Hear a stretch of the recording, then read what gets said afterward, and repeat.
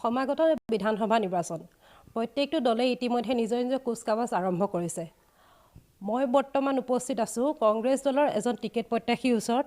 তেখেত হৈছে যোৰহাট জিলাৰ এজন সক্ৰিয় ব্যক্তি। আগৰ পৰাই তেখেতে কংগ্ৰেছ দলৰ হৈ ২ নং ৱাৰ্ডৰ ৱাৰ্ড কমিশ্যনাৰ হিচাপে প্ৰতিষ্ঠিত হৈ আছে। তেখেতৰ নাম হৈছে প্ৰশান্ত বৰা। সমূহ দৰ্শকৰ তৰফৰ পৰা প্ৰশান্ত দা আপোনাক স্বাগতম জনাইছোঁ। নমস্কাৰ। ময়ো এনি ভাৰতৰ তৰফৰ পৰা সকলো অসমবাসী ৰাইজক মোৰ তৰফৰ পৰা আন্তৰিক কৃতজ্ঞতা আৰু শুভেচ্ছা জ্ঞাপন কৰিছোঁ আৰু এনি ভাৰতৰ সকলো পৰিয়ালবৰ্গক আমাৰ পৰিয়ালৰ তৰফৰ পৰা আন্তৰিক কৃতজ্ঞতা জ্ঞাপন কৰিছোঁ। ধন্যবাদ। বৰ্তমান আপুনি কংগ্ৰেছ দলৰ টিকেট প্ৰত্যাশী। আপুনি যথেষ্ট সময় হ'ল কংগ্ৰেছ দলৰ লগত জড়িত হৈ থকা। ৱাৰ্ড কমিশ্যনাৰৰ পৰা এই যিটো আপোনাৰ টিকেট প্ৰত্যাশীলৈকে এইটো যিটো যাত্ৰাটো অলপ জনাব নেকি? ইতিমধ্যে মই যোৰহাট চিটি ইউথ কংগ্ৰেছৰ 91 চনত মই যোৰহাটৰ সভাপতি আছিলোঁ আৰু তাৰ পিছৰ পৰাই মই কংগ্ৰেছ দলৰ লগত ওতঃপ্ৰোতভাৱে মই জড়িত হৈ আছোঁ আৰু তেনেকৈ থাকি মই যোৰহাট ইউথ কংগ্ৰেছত আছিলোঁ, যোৰহাট আমাৰ টাউন কংগ্ৰেছত আছিলোঁ আৰু বৰ্তমান মই যোৰহাট জিলা কংগ্ৰেছৰ মই উপসভাপতি হিচাপে আছোঁ। আৰু টিকেট প্ৰত্যাশী বুলিবলৈ ক'লে মই 2003 চনৰ যি পৌৰসভা নিৰ্বাচন হৈছিলে সেই নিৰ্বাচনত আমাৰ সেই সময়ৰ কেন্দ্ৰীয় মন্ত্ৰী বৰ্তমান প্ৰয়াত বিজয় কৃষ্ণ সন্দিকৈদেৱে ক'লে, প্ৰশান্ত এইবাৰ তুমি পৌৰসভাৰ ইলেকশ্যনত উঠিব লাগিব। মই কিন্তু ইলেকশ্যনত উঠাৰ কোনো চিন্তাও সেই সময়ত কৰা নাছিলোঁ আৰু তেখেতৰ কথা ৰাখি মই পৌৰসভাৰ নিৰ্বাচনত অৱতীৰ্ণ হ'লোঁ। 2003 চনৰ ডিচেম্বৰ মাহত হৈছিলে সেই নিৰ্বাচন আৰু তেতিয়া প্ৰায় আমাৰ ইয়াত 5জন কেণ্ডিডেট আছিলে আমাৰ 13 নম্বৰ ৱাৰ্ডত আৰু মই 4জনে যিমান ভোট পাইছিলে তাতকৈ মই বেছি ভোট পাই এই 13 নম্বৰ ৱাৰ্ডৰ পৰা মই নিৰ্বাচিত হ'লোঁ আৰু 2004 চনৰ এপ্ৰিল মাহত আমাৰ এই ফেব্ৰুৱাৰী মাহত পৌৰসভা গঠন হৈছিলে। সেই পৌৰসভা কংগ্ৰেছৰ পৌৰসভা আছিলে আৰু মই এজন সদস্য আছিলোঁ। তাৰপিছত 2007 চনত মই যোৰহাট পৌৰসভাৰ সভাপতি হিচাপে মই নিযুক্ত হ'লোঁ। তাৰপিছত তেনেকৈ আকৌ 2009 চনত আকৌ পৌৰসভাৰ ইলেকশ্যন হ'ল। সেই ইলেকশ্যনতো মই সভাপতি হিচাপে পৌৰপতি হিচাপে মই নিৰ্বাচিত হ'লোঁ।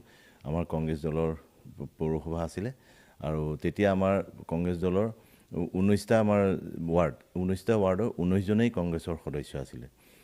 পিছত 2014 চনত আকৌ ইলেকশ্যন হ'ল, 15 চনত ইলেকশ্যন হ'ল আৰু সেইবাৰ মই নিজৰ ৱাৰ্ড এৰি, যিহেতু এইটো লেডিজ ৰিজাৰ্ভ আছিলে, লেডিজ ৰিজাৰ্ভ থকাৰ কাৰণে মই 9 নম্বৰ ৱাৰ্ডৰ পৰা মই আকৌ ইলেকশ্যন খেলিলোঁ। 8 নম্বৰ ৱাৰ্ডৰ পৰা মই ইলেকশ্যন খেলিলোঁ। সেই 8 নম্বৰ ৱাৰ্ডৰ পৰা মই নিৰ্বাচিত হ'লোঁ আৰু সেইবাৰ যোৰহাট পৌৰসভা দখল কৰিলে বিজেপিয়ে। তাৰপিছত আকৌ 2022 চনত মই যোৰহাট পৌৰসভালৈ আকৌ 13 নম্বৰ ৱাৰ্ডৰ পৰা মই নিৰ্বাচিত হ'লোঁ আৰু বৰ্তমান মই যোৰহাট পৌৰসভাৰ এজন মই সদস্য হৈ আছোঁ কংগ্ৰেছ দলৰ।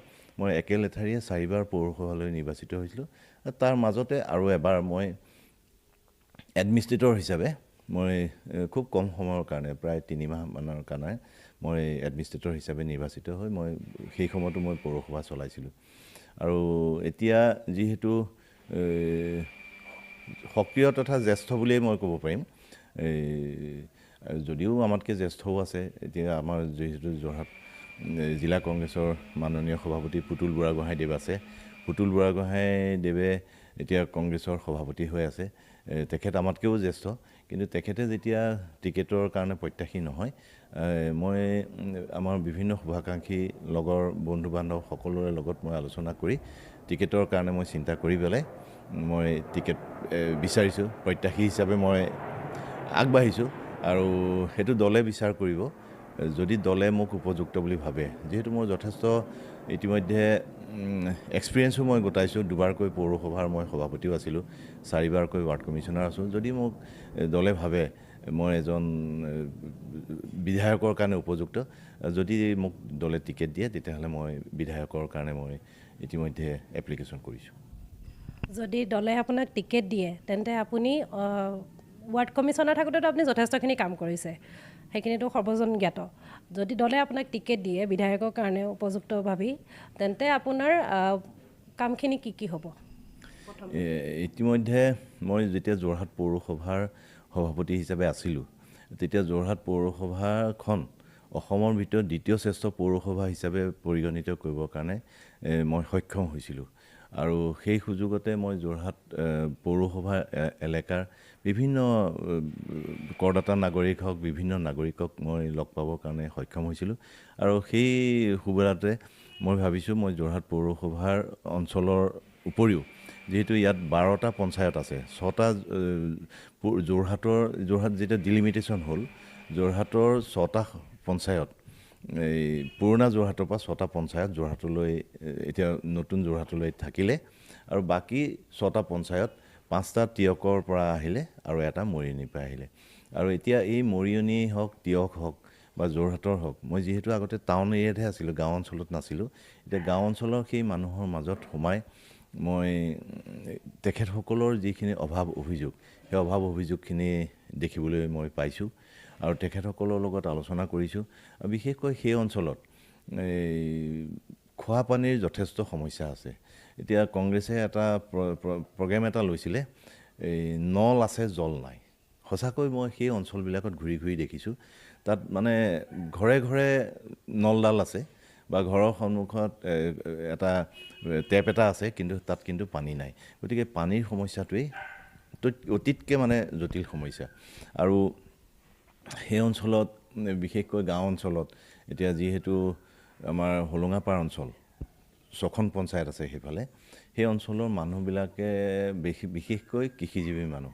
সেই কৃষিজীৱী মানুহৰ যিখিনি মই দেখিছোঁ, তাত পানীৰ বহুত অভাৱ, মানে জলসিঞ্চনৰ বহুত অভাৱ। এইবাৰ খৰাং হৈছিলে, বতৰ মানে খেতি কৰিবৰ কাৰণে মানুহৰ যথেষ্টখিনি অসুবিধা হৈছিলে। আৰু সেই অঞ্চলৰ মানুহখিনিয়ে আমাক কৈছিলে, আপোনালোকে যদি পাৰে চাওক, আমাৰ ইয়াত ডিপ টিউবৱেল আছে, কিন্তু তাৰ পৰা পানী আমি পোৱা নাই। আৰু লগে লগে আমি আমাৰ বিভাগীয় ডিপাৰ্টমেণ্টৰ লগত আমি যোগাযোগ কৰিলোঁ, ইৰিগেশ্যন ডিপাৰ্টমেণ্টৰ লগত যোগাযোগ কৰিলোঁ। তেখেতসকলেও আমাক যথেষ্ট সহযোগ কৰিলে, আৰু সহযোগ কৰি কেইবাটাও ডিপ টিউবৱেল তেওঁলোকে মানে চলিব পৰা ব্যৱস্থা কৰি দিলে। আৰু সেই সময়ত সেই সুবাদতে আমি মানুহৰ মাজত সোমাবলৈ আমি চেষ্টা কৰিলোঁ, আৰু যথেষ্টখিনি মানুহে আমাক সহায়ো জনাইছে। যে দেখিছোঁ তাত এতিয়া জলসিঞ্চনৰ কাৰণে যথেষ্ট অভাৱ আৰু খোৱা পানীৰ অভাৱ। বাট পথৰ মই নাই হোৱা বুলি কোৱা নাই, বাট পথৰ যথেষ্ট উন্নতি হৈছে, আৰু এতিয়াও বহুতখিনি বাট পথ আছে। আৰু বিশেষকৈ সীমামূৰীয়া অঞ্চল, মৰিয়নিৰ সীমামূৰীয়া অঞ্চল, হাতীৰ উপদ্ৰৱ আছে। সেই হাতীৰ উপদ্ৰৱটো কেনেকৈ মানে পৰিত্ৰাণ কৰিব পাৰি, সেই কথাখিনি আমি চিন্তা চৰ্চা কৰিব লাগিব। আৰু বিশেষকৈ আমাৰ যোৰহাটৰ যি 6খন পঞ্চায়ত আছে, সেই 6খন পঞ্চায়ততো বাট পথৰ যথেষ্ট অসুবিধা হোৱা দেখিছোঁ। খোৱা পানী, বাট পথ, বিজুলী বাতি, এইখিনিয়ে মানুহৰ মাজত যথেষ্টখিনি কৰিবলগীয়া কাম আছে বুলি মই ভাবোঁ। ইয়াৰ উপৰিও আমাৰ যুৱকসকলৰ খেলা ধূলাৰ কাৰণে বিশেষ কিন্তু ইয়াত একো সুবিধা মই দেখা নাই। এখনেই ফিল্ড আছিলে আমাৰ কোৰ্ট ফিল্ডখন বা JDSA ফিল্ডখন। সেই ফিল্ডখন কোৰ্ট ফিল্ড বা JDSA ফিল্ড, আজিৰ ডেটত যদি আমি যাওঁ, তাত কি কাম কৰি আছে, কোনে কৰিছে, কি কৰিব, কাৰো হাতত কিন্তু প্ৰজেক্ট নাই। যিহেতু PWDক আমি সোধোঁ, PWDয়ে কৈছে এইখিনি আমি একো নাজানো, এতিয়া কি হ'ব কি নাই, তেনেকুৱা ধৰণৰ কথা। এতিয়া যোৰহাটত এখন উন্নতমানৰ ষ্টেডিয়াম লাগিছিলে। সেই ষ্টেডিয়ামখন সঁচা অৰ্থত ক'বলৈ গ'লে যোৰহাটৰ পৰা বাহিৰত যাব লাগিব, কাৰণ ইয়াত যান জঁটৰ যি সমস্যা আছে, যান জঁটৰ সমস্যাখিনি সমাধান কৰিবলৈ হ'লে ষ্টেডিয়ামখন কিন্তু বাহিৰত যাব লাগিব। যদি ইণ্টাৰনেশ্যনেল লেভেলৰ বা নেশ্যনেল লেভেলৰ কিবা খেল পাতে, ডাঙৰ খেল পাতে, তেতিয়াহ'লে কিন্তু গাড়ী ঘোঁৰা ৰাখিবৰ কাৰণে ইয়াত যথেষ্ট অসুবিধা হোৱা পৰিলক্ষিত হৈছে। যিহেতু মই খেলৰ লগত জড়িত, আৰু মই প্ৰথম অৱস্থাত মই পলিটিক্সত মই নাছিলোঁ, খেলৰ লগত আছিলোঁ। সেই খেলৰ লগত লাগিহে আমি পলিটিক্সলৈ আহিলোঁ। গতিকে মই খেলত যিসকল যুৱক যুৱতী জড়িত হৈ আছে, তেখেতসকলকো মই খেলৰ কাৰণে প্ৰাধান্য দিম। আৰু ইয়াত আজিৰ ডেটত আপুনি এটা কথা চাওক, যোৰহাটত ইঞ্জিনিয়াৰিং কলেজ আছে, মেডিকেল কলেজ আছে, বা বিভিন্ন ধৰণৰ ইয়াত ইনষ্টিটিউট গঢ়ি উঠিছে, কিন্তু সেই ইনষ্টিটিউটবিলাক কংগ্ৰেছৰ দিনতে হোৱা। আজিৰ ডেটত কিন্তু এটাও তেনেকুৱা আপুনি একো দেখিব নোৱাৰে। এতিয়া এখন আপোনাৰ যোৰহাটৰ সীমামূৰীয়া, আগতে যোৰহাট আছিলে, এতিয়া মৰিয়নি পৰিলেগে, আমাৰ তাত এখন হোটেল মেনেজমেণ্ট কলেজ এতিয়াও বনাই থোৱা অৱস্থাত আছে, কিন্তু সেইখন কিন্তু কাম মানে নকৰিলেই। কাৰণ সেই কিয় নকৰিলে, কি কথা, এই আজি যুৱকসকলক যদি আমি সেই লাইনত যদি আমি লৈ যাব নোৱাৰোঁ, আমি চৰকাৰী চাকৰি দি কেতিয়াও শেষ কৰিব নোৱাৰে। আমাৰ এই চৰকাৰে কৈছিলে আমি বছৰি 5 লাখকৈ আমি নিবনুৱাক সংস্থাপন দিম, কিন্তু সেই 5 বছৰত আজি 1.5 লাখ সংস্থাপন দিছে। সংস্থাপন দিছে মানে কি, আমাৰ যিসকল চাকৰি পাইছে সেইটো মানে ভেকেঞ্চিহে ফিল আপ কৰিছে, নতুন চাকৰি কিন্তু নহয়। গতিকে নতুন চাকৰি কৰিবলৈ হ'লে ইয়াত বিভিন্ন ইণ্ডাষ্ট্ৰি আহিব লাগিব।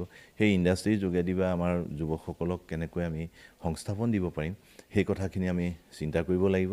গতিকে মই এই তেনেকুৱা ধৰণৰ কিছুমান এজেণ্ডা আৰু আছে, হিডেন এজেণ্ডা কিছুমান আছে, সেইখিনি আমি পিছত কৰিম। আৰু বিশেষকৈ আমাৰ দলৰ লগত, আমাৰ মাননীয় সভাপতি গৌৰৱ গগৈদেৱৰ লগত আমি আলোচনা কৰি যদি মই টিকেট পাওঁ বা বিধায়ক হিচাপে যদি আহোঁ, তেতিয়াহ'লে সেইখিনি আমি দলৰ লগত আলোচনা কৰি বাকীখিনি কাম আমি আগবাঢ়িম বুলি মই ভাবি থৈছোঁ।